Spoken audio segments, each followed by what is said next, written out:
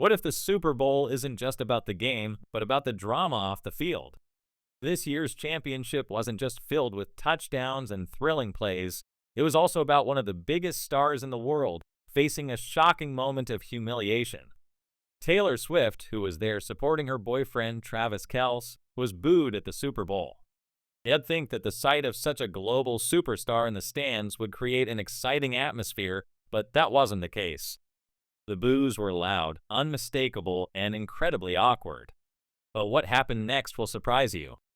Taylor Swift was there to cheer for Travis Kelce and the Kansas City Chiefs, but instead of applause, the crowd responded with audible boos. After a feel-good segment featuring celebrities like Adam Sandler and Paul Rudd, the camera panned to Taylor, and the reaction was nothing short of shocking. In an unexpected twist, Taylor handled it with her usual grace, laughing it off with her friend Ice Spice. But let's be real, getting booed at the Super Bowl, especially when you're just there to support your partner, has got to sting. What was behind the icy reception? The boos didn't stop at just a few fans, they seemed to echo throughout the stadium. It wasn't like Taylor was causing a scene or disrupting the game in any way. She was simply there cheering on Travis as he played, just like any other girlfriend would be doing. But it seems that her presence had an effect that no one could have predicted. The boos continued for a few moments, making it one of the most awkward situations for a superstar who has had nothing but love and admiration throughout her entire career. Taylor's reaction, however, was calm and collected. She seemed unbothered, brushing it off with her friend Ice Spice, who was sitting beside her.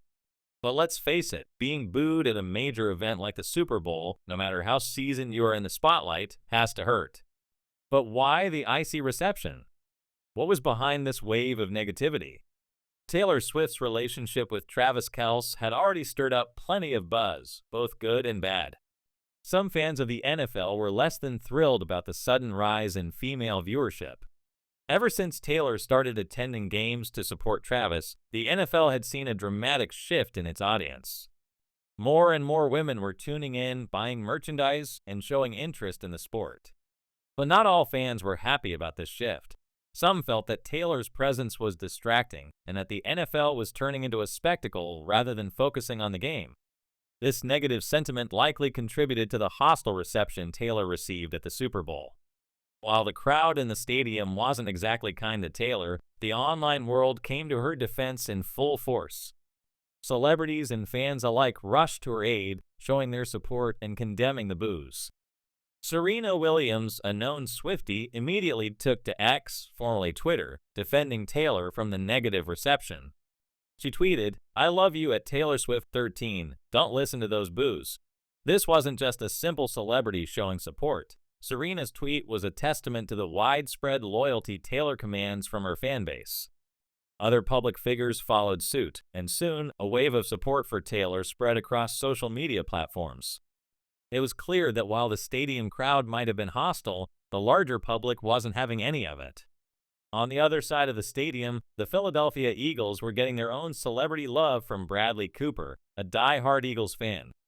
Cooper, a beloved actor, introduced his team with a passionate cheer, showing his support for the Philadelphia Eagles. This only highlighted the contrast between the reception Taylor received and the enthusiastic cheer for the Eagles.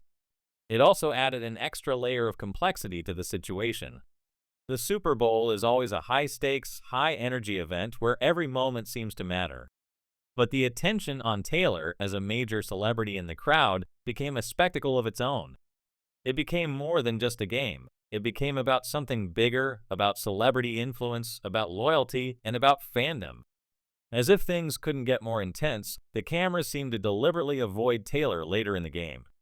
With the Eagles dominating the match, it was almost as though the broadcasters sensed the negative energy directed at her and made a conscious decision to steer clear. The shift in camera focus was subtle but noticeable. It was as if the production team knew that any further shots of Taylor would only fuel the controversy. It was an odd moment in a game that is usually focused on football, not off-field drama. But this moment wasn't just about the game anymore. It was about the cultural shift that Taylor represented and the divide it created among fans. Then came an unexpected twist. Former President Donald Trump decided to weigh in on the situation. His comments were more than just a casual observation, they were a political jab at Taylor. In a post on social media, Trump referenced her political endorsement of Kamala Harris in the previous election and made a pointed remark about her being booed out of the stadium. He also alluded to the idea that her political views and celebrity status had made her a target for negativity. This added another layer of complexity to the situation. What started as a simple moment of celebrity drama had now become politically charged, further dividing public opinion. Trump's comment about Taylor wasn't just a political jab, it was part of a larger narrative. His remark played into the familiar playbook of online misogyny, where women in the public eye are often vilified for their opinions or actions. Taylor Swift, known for using her platform to advocate for various social and political causes, became the target of this online hostility. This incident was just another example of how everything, even something as innocent as attending a Super Bowl, could become politicized in today's world. It wasn't just about football anymore, it was about what Taylor stood for and the broader cultural shifts she represented. The shift in demographics within the NFL also played a significant role in the controversy.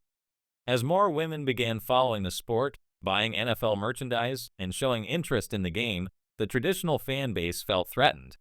The NFL had experienced a noticeable increase in its female viewership between 2023 and 2024, and estimates suggested that Taylor Swift's involvement with the sport had brought nearly $1 billion in brand value to the league.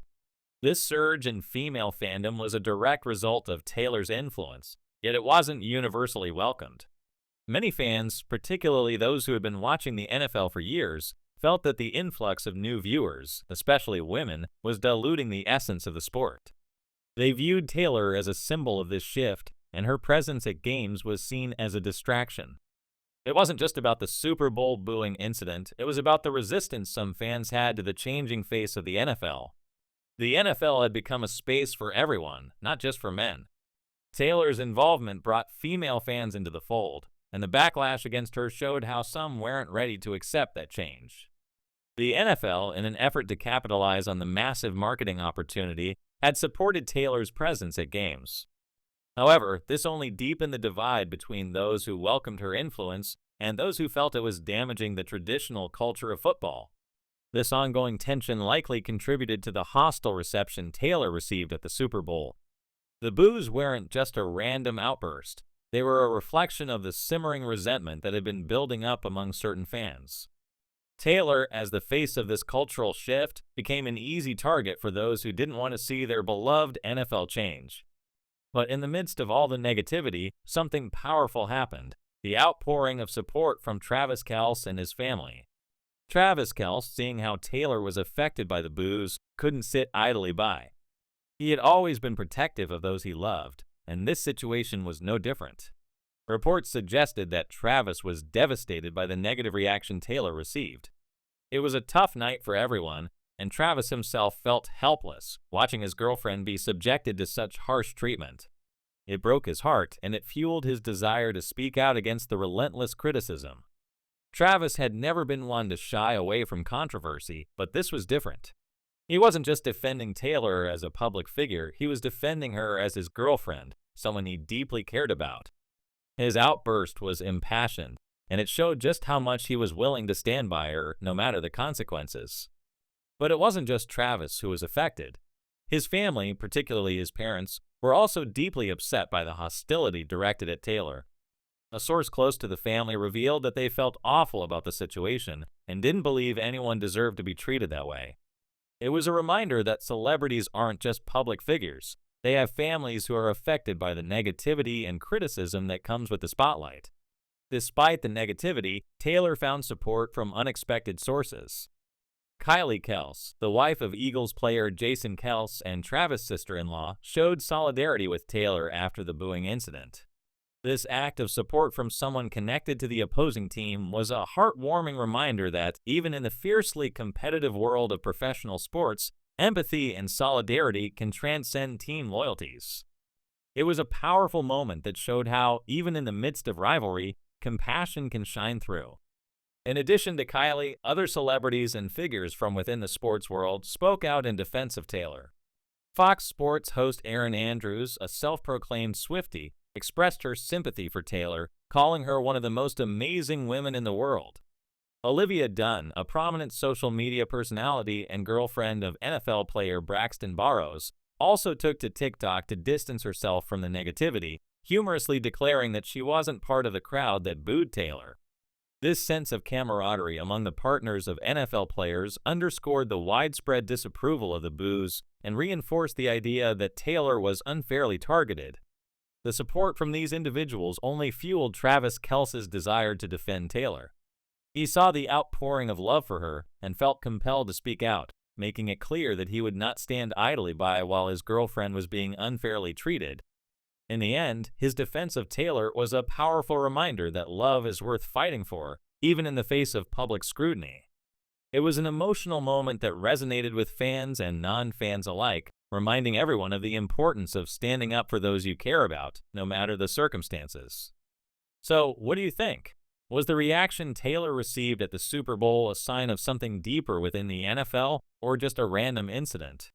Drop your thoughts below, and don't forget to hit subscribe for more updates on your favorite celebrities and the stories you won't hear anywhere else.